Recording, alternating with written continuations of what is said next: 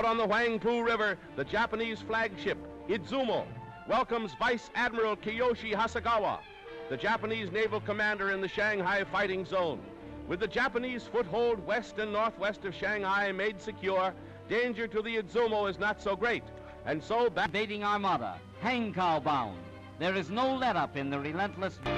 Yet despite merciless flagship for a time, bombing, ceaseless air raids, a symphony of destruction that shatters every river town in sight, Nipponese progress is slow. They can only advance to the tune of blasting broadsides.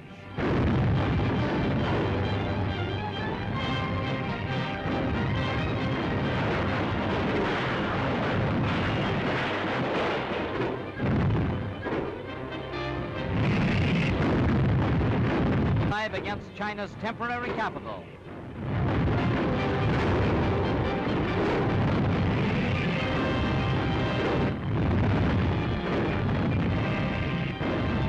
To force the Chinese to retreat or be cut off. Landing parties swarm ashore for a flank attack. The invaders occupy Lion Hill, scene of a desperate Chinese stand. The vital Lunghai Railroad. To open usual scenes filmed under fire, show the hurls a million men into battle. Tanks and guns, the Soviet answer to Japan.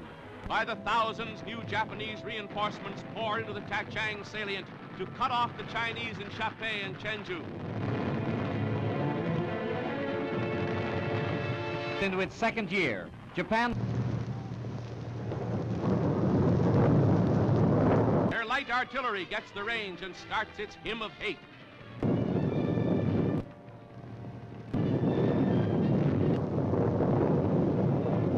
In the struggle she has yet to win, from which few return.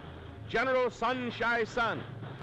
This time the Japanese power drive is last hope. The Chinese troops dig in to sell their lives dearly at Bay Point or in savage suicide for the moment, but the tension remains and may again loose the fury of war on the far eastern front.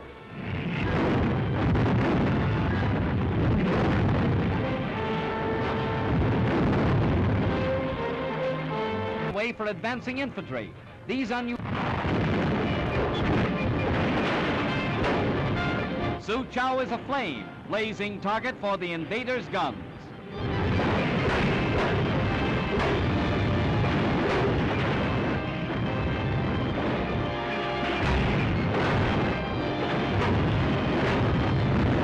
And wide, only ruins and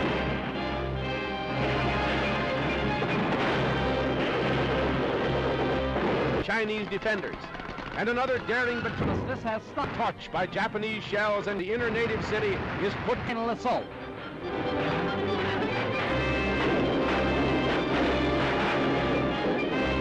Battering rams irresistible. Japan's steamroller goes ahead. It's a miracle how anybody lived through this. Steel rail barriers planted in the streets will still halt Japanese tanks and winning battle after battle, taking town after town. But nature steps in and falls. The Japanese vanguard storms the burning city. Fearful of ambush, the Nipponese are set to mop up with a vengeance, but Suchow, all they find are flaming ruins.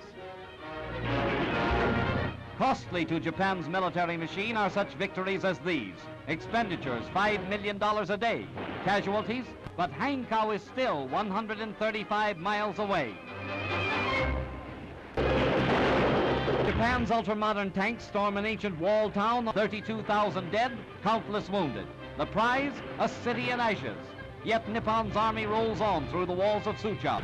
Nanteo, Shanghai's final burnt offering as Japanese guns blast a final rain of fire and steel on Nanteo. Long drawn-out war in a city's streets nears a raging, furious climax at Shanghai. Here, Japanese bombers have set fire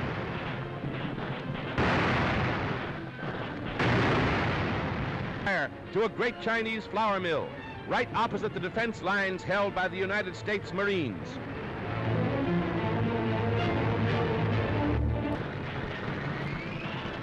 A night of terrible suspense and fear along the Huangpu waterfront and throughout Shanghai. As China's army retires to new positions, determined to fight to the end against the invader, now shouting, "Banzai!"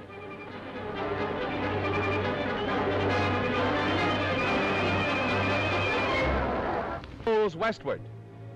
But it has left shut path of China's 3-month struggle to keep the Japanese from their once prosperous, revolting picture of ruin and wreckage, or entire sections knocked flat, a waste where once was teeming life, and the Golgotha of China's new freedom. The Japanese army, despite strong protests by foreign representatives, stages a victory parade. The entire Japanese population, from Hangzhou and other sections, waves a wild welcome to the troops who drove the Chinese forces from Shanghai. But the Nipponese army isn't forgetting that bomb on Chinese along the route. Its banks engulfs 2,000 villages and halts the Nipponese by forming an impassable inland sea. China's sorrow becomes Japan's sorrow as the river pours through broken dikes, sparing neither friend nor foe. Both sides stop fighting for the moment to battle the menace of this common enemy.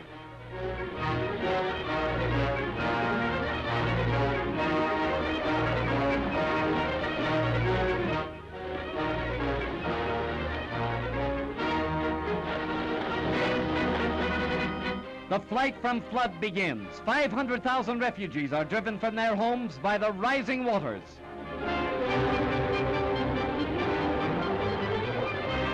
Heart-rending is the rescue of a lone survivor whose family has been swept away by the swirling current.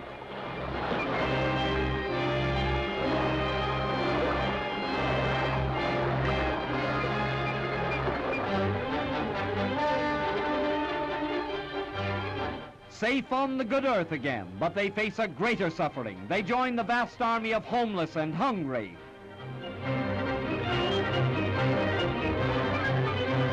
Famine stalks in the wake of flood, the age-old tragedy of ancient China. Here is a picture of human despair, the exodus of those fleeing a land ravaged by war and nature.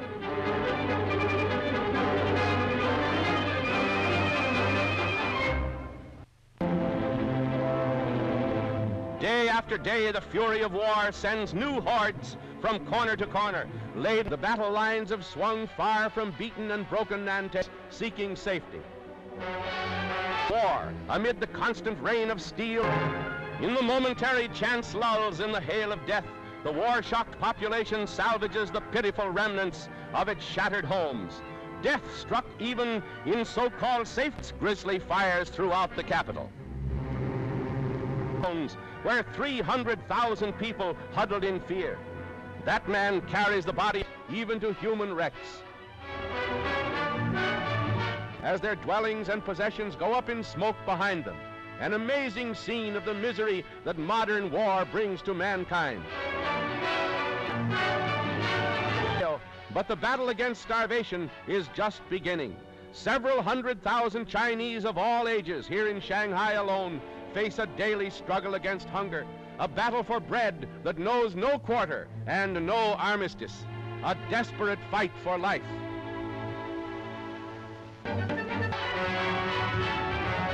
Storm the French concession by the thousand. Feeding this vast army of misery is a task that staggers Shanghai. Too young to know of war, but not too young to suffer. Saved from starvation now by the kind ministrations of the Jesuit seminary in Nanking, Shanghai's ancient Chinese quarter. Food for the mouths in China.